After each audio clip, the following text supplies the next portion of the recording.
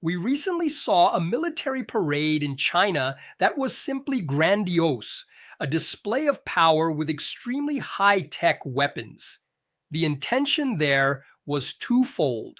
First, to impress its own population, to show the country's strength.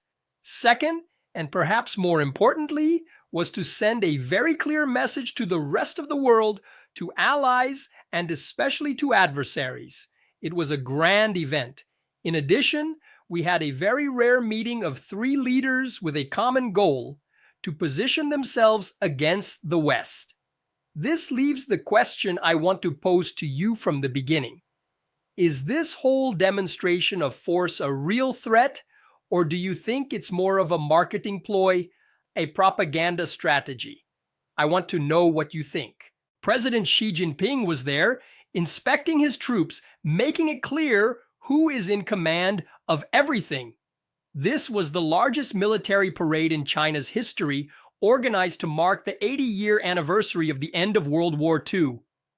They took the opportunity to show the world their most modern and lethal assets. Think of an arsenal of nuclear-capable missiles that can be launched from the sea, land, and air. Among these weapons were the Dongfeng hypersonic missiles. Their speed is absurd, traveling at more than 5 times the speed of sound. It's so fast that it becomes almost impossible to be intercepted by current defense systems. It's cutting-edge technology. President Xi Jinping was there, inspecting his troops, making it clear who is in command of everything. This was the largest military parade in China's history, organized to mark the 80-year anniversary of the end of World War II. They took the opportunity to show the world their most modern and lethal assets. Think of an arsenal of nuclear-capable missiles that can be launched from the sea, land, and air.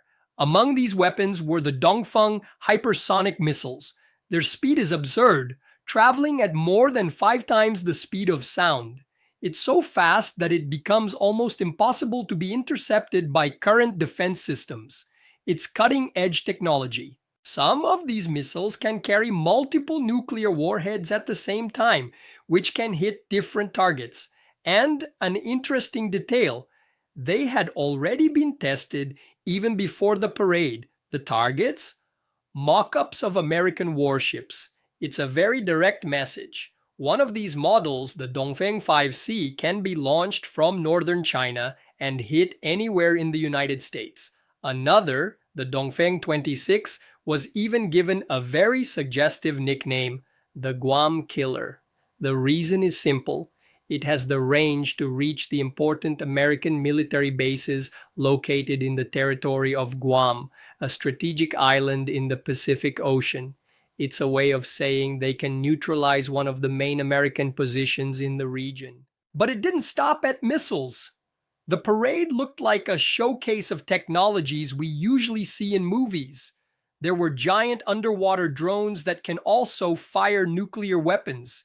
Just imagine the damage. In addition, they showed helicopters that fly on their own, giant laser cannons, and weapons operated by artificial intelligence. And the part that caught my attention the most, which seems like something out of a Black Mirror episode, were some wolf-shaped robots. Their function is to perform terrain reconnaissance, find and deactivate landmines, and even pursue enemy soldiers. It's a level of automation on the battlefield that completely changes the rules of the game. All this military advancement is impressive, especially if we consider that 10 years ago, as analyst Michael Raska said, China was basically limited to making copies, often very simple ones, of American armaments. The technological leap has been gigantic and very rapid.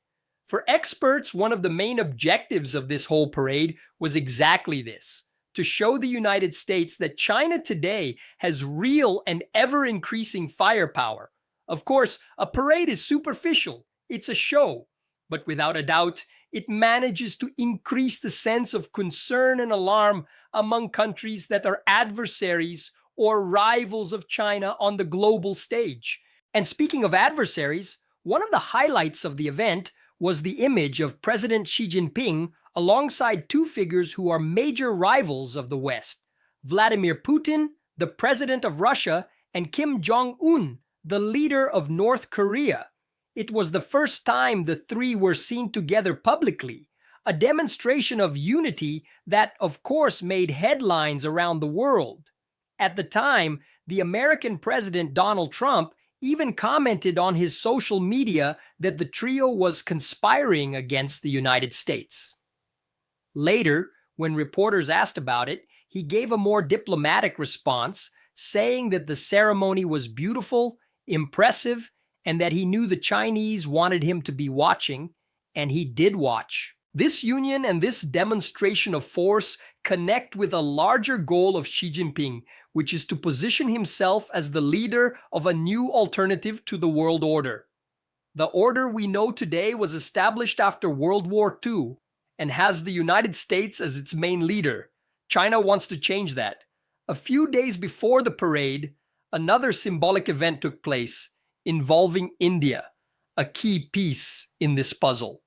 The Indian Prime Minister, Narendra Modi, appeared hand in hand with Putin during an event in China, and Xi Jinping was there.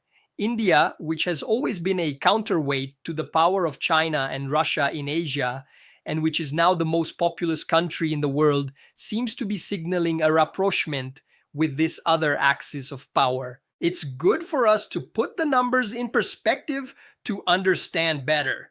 The Center for Strategic and International Studies calculates that China has increased its defense spending 13-fold in the last 30 years.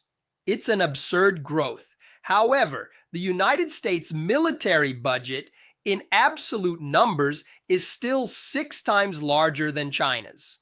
Many analysts consider the American Navy and Air Force to be more powerful and sophisticated. The US has the largest fleet of aircraft carriers in the world, for example. But when it comes to quantity, China has already surpassed it. Today, the Chinese Navy is the largest in the world in terms of the number of warships in operation. And Beijing is also ahead in areas like hypersonic missiles. Now, a very important caveat.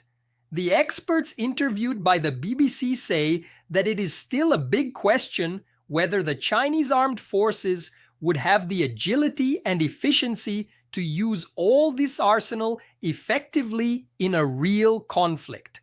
Having the technology is one thing, knowing how to apply it under the pressure of war is something completely different. China's army, despite being the largest in the world in terms of the number of soldiers, is seen as relatively inexperienced. It has been many decades since China participated in a significant combat. This lack of experience in the field is a crucial point that analysts always bring up. To conclude, the parade was not just a showroom of weapons for the world, it also had a strong internal component. The objective, according to correspondent Laura Bicker, was to fuel Chinese patriotism and nationalism.